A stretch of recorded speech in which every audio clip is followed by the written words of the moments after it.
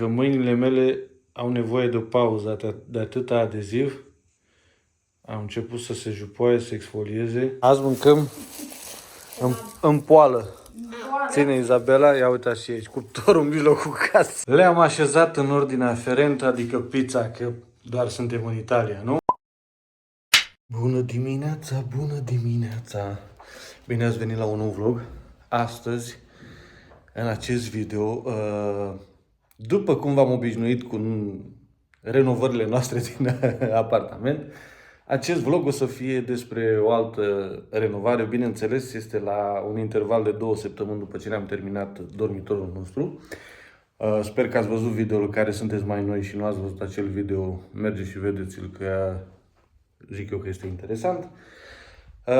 Astăzi este vorba despre bucătărie. Sper să termin doar în 2 zile, nu în 2 luni, cum am terminat camera. Așa că Alina este la muncă, Izabela la școală. Eu astăzi sunt liber, este 1 decembrie, pentru că trebuie să merg cu mama la spital, mi-am luat liber, așa că am rămas acasă.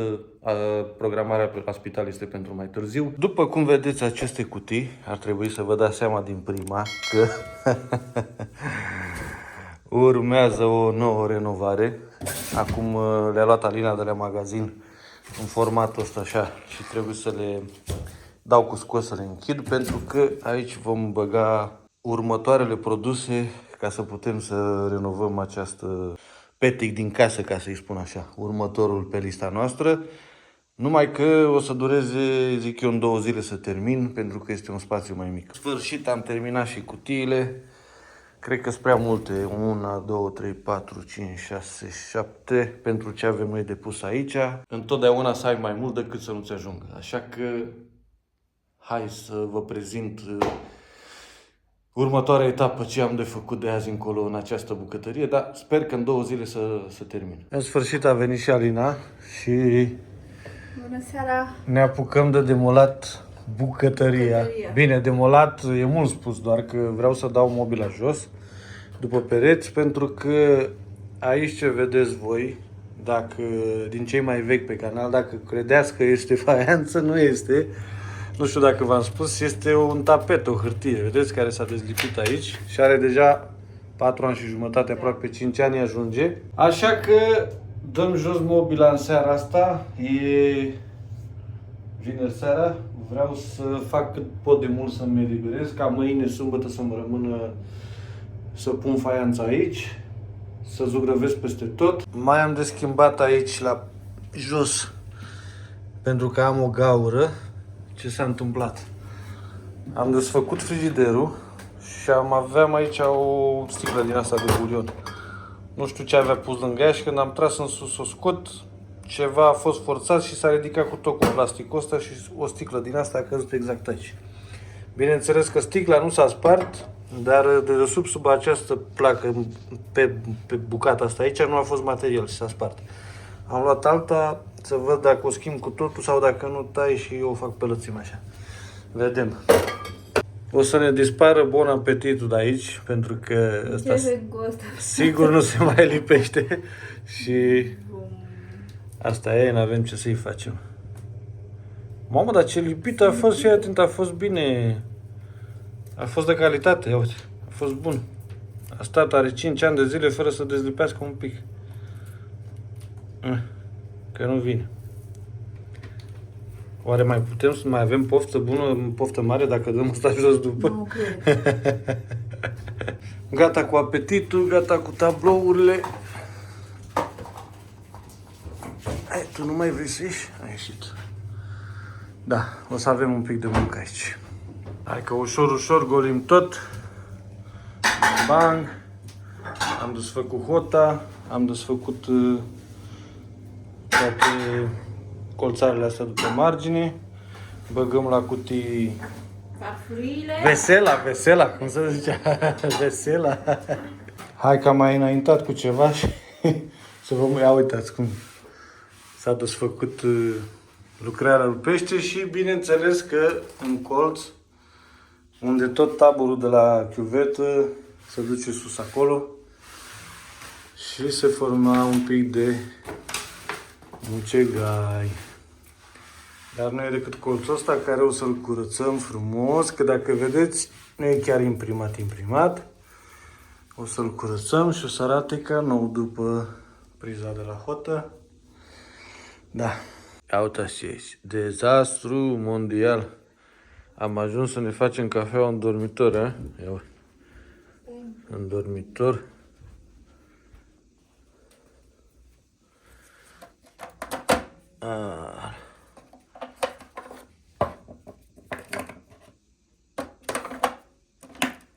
Suntem la situația asta. Am desfăcut și centrală și tot și am ajuns până în stadiul ăsta. Dar fața mea să știți că nu vă oară deocamdată. Hai, că în sfârșit am terminat cu demolările. Acum trebuie să ne apucăm să construim, să punem la loc. Ciao! Am făcut bucata, am tăiat-o, am scos cea veche care era spartă, am tăiat-o pe cea nouă, trebuie să o lipesc. Așa, am curățat centrala, aici am curățat tot. Bun, pe aici am desfăcut că deja era crăpături pe la glafuri să le repar, să le pun plasă, colțare, așa. Aici s-a dus ce erau urmele acolo, să vede cimentul, că am șmeligheruit frumos până la ciment. Ne apucăm să punem faianța, am adus-o sus. Dar prima dată trebuie să mâncăm, ce drept. Și afară este un vânt și o vijelie și o ploaie de teroare. S-a mai potolit acum, dar mai devreme era dezastru. Azi mâncăm în poală. Ține Izabela, ia uitați și aici, cuptorul în mijlocul casei și mobila. Ia și tu. Stai că n-am servit. Și iau și eu. Hai să avem poftă. Mulțumim, la fel. Mulțumesc și eu. Cartofi, varză, mai puțină carne să nu ne îngrășăm. Sau șmecherii și kebabiștii de n-ai văzut așa ceva. Ai jale cu ei. Ei, am ajuns la momentul în care pot să vă arăt și ceva mai frumos, mai construit decât demolării cum v-am obișnuit.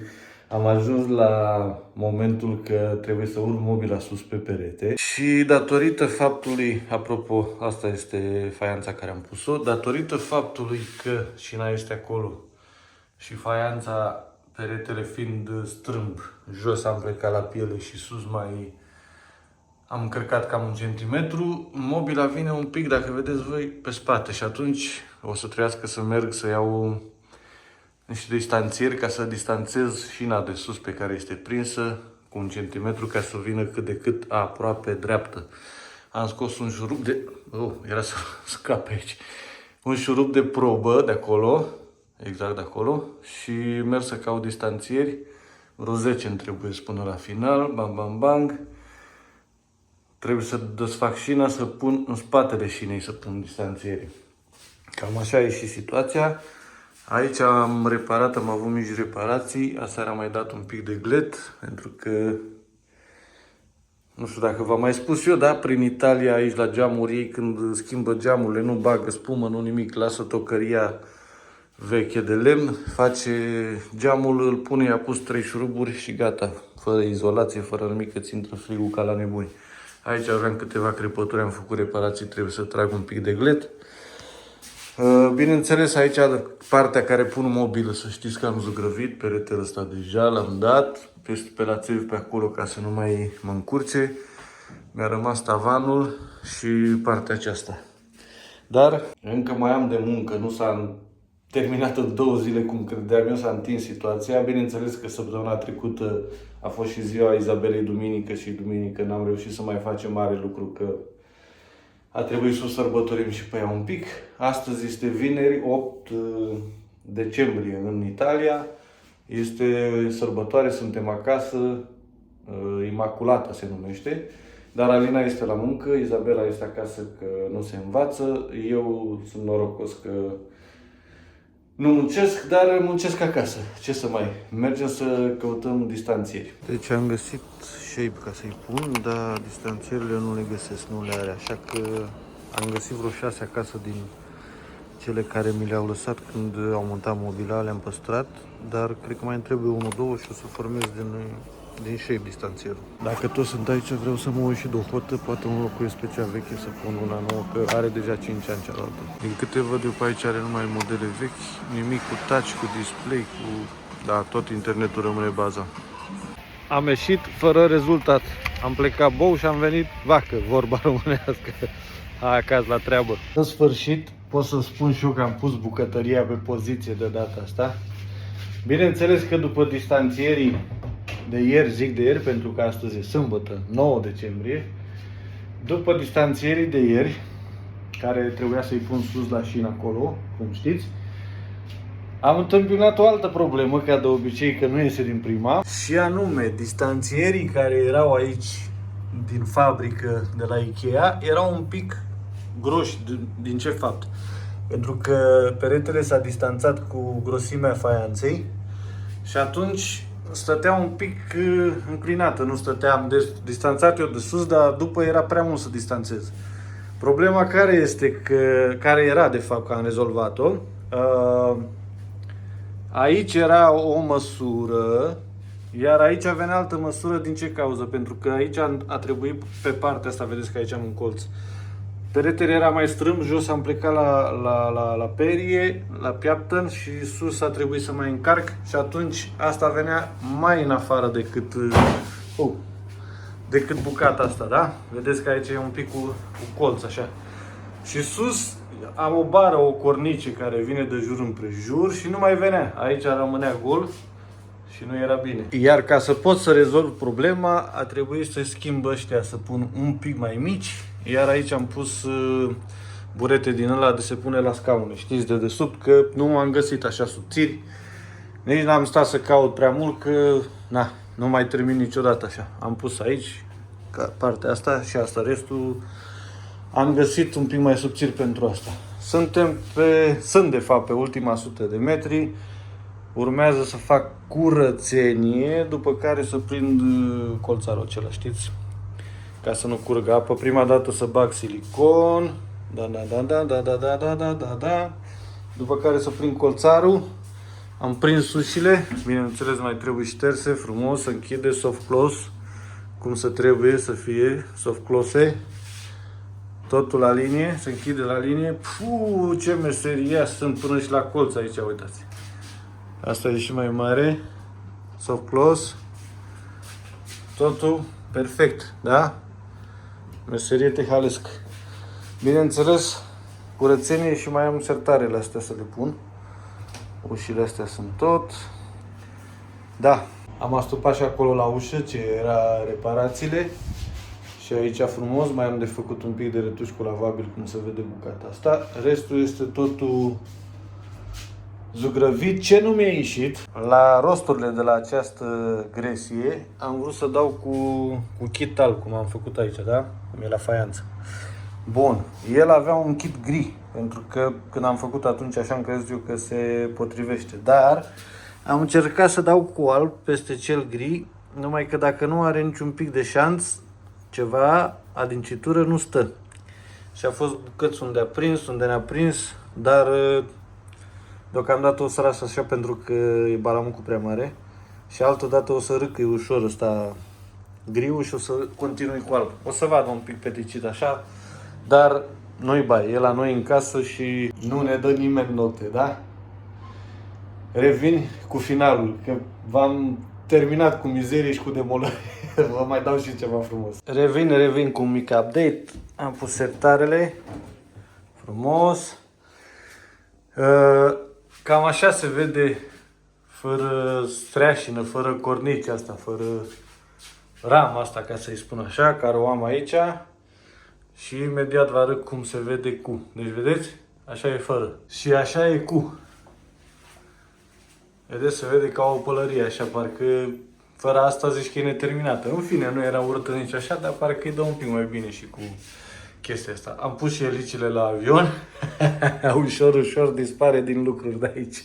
Și sfârșim de unde am plecat. Începem să punem tablourile la loc. Am început să le dăm jos, acum începem să le montăm. Tai drept. Primul tablou, mai urmează cele 3. În sfârșit, cam așa arată. față de cum era cu tapetul ăla, care ați văzut la început. O faianță albă cu niște valuri și niște impurități, așa zici că e marmură. Bineînțeles că mai e dăjmotruit asta când o să vină Alina mâine de la muncă, pentru că ea weekendul ăsta lucrează și am fost singur. Eu am luat grosul. Acum finisatul rămâne pe mâna ei pentru că este femeie și se pricepe mai bine ca un bărbat. Continuă așezarea tablourilor. Da, nu mai pot. Le-am așezat în ordinea aferentă, adică pizza, că doar suntem în Italia, nu? Business lunch, adică prețul meniului, să zicem așa, și un hot dog, da? Vroiam să vă arăt că mâinile mele au nevoie de o pauză de atâta adeziv. Am început să se jupoaie, să exfolieze. Atât adeziv, atâta glet și cât am lucrat și la cameră 2 luni de zile, au nevoie de o pauză săracele, că nu se mai poate. Pentru că toți acești solvenți, adeziv, gleturi și lavabile și ce stric peste mâini, am pus eu mânuși, m-am protejat, dar tot îți atacă pielea. Așa că basta. Am nevoie de o pauză de câteva luni, poate chiar un an, după care o să reîncep cu sufrageria și baia mai rămas. Și acum avem o bucătărie nouă. Bine, nu este nouă, dar este proaspăt renovată, ca să-i zic așa.